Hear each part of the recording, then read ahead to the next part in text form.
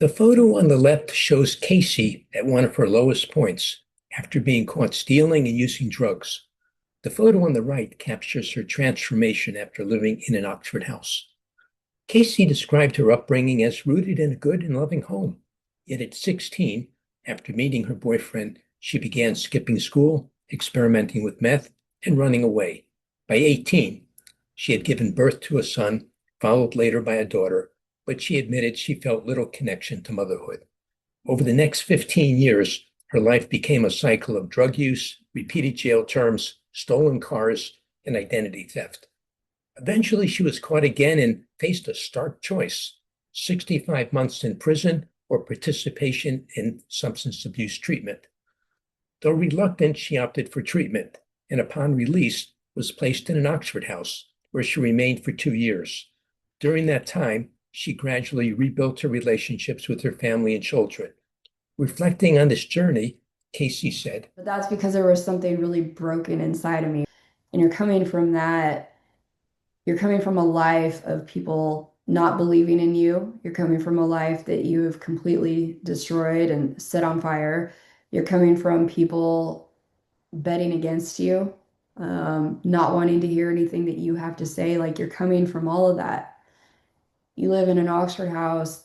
Like the self-governing part is really the key piece, I think, for a lot of people because like you're given this home that you get to live in and people believe in you.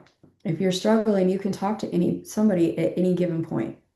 You don't have to make an appointment with somebody. You don't have somebody trying to come in and, okay, well, maybe we'll talk tomorrow or whatever. Like you have the freedom to make some decisions in your life, and you have a whole lot of people that are going to believe in you and push you to do better.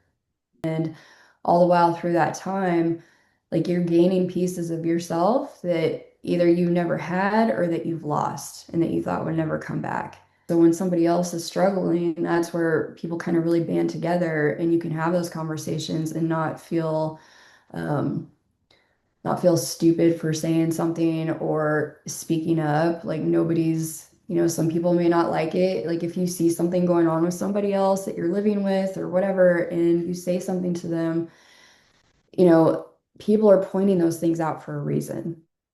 Casey later became involved in service work and was eventually elected treasurer of an Oxford House chapter, a striking change for someone who once only knew how to write bad checks. Casey reflected on this transformation, saying, So being put in a position where you're responsible for something good, and there's that carries some weight. And so it makes you want to learn more and it makes you want to learn how to do better. Casey observed that placing residents in charge of decision making contrasted sharply with other settings, where rules and policies were typically created and enforced by mental health professionals. You don't have some authoritative figure, coming at you or saying this needs to be done, that needs to be done. Um, it's just a community effort, and you get to learn a whole lot from other people, and we learn some things the right way, the wrong way, but we navigate through it, and it's more comfortable because you're surrounded by your peers. You're not surrounded by somebody who doesn't get it. Or somebody who thinks that they're better than, and they're trying to tell you, or they look at you and judge you because you have a criminal history or you've done drugs. Like everybody around that network gets it. It's a pretty amazing thing that, we've completely destroyed our lives at that point, and we get this reset. Casey is no longer who she was. She is now transformed, empowered, and whole.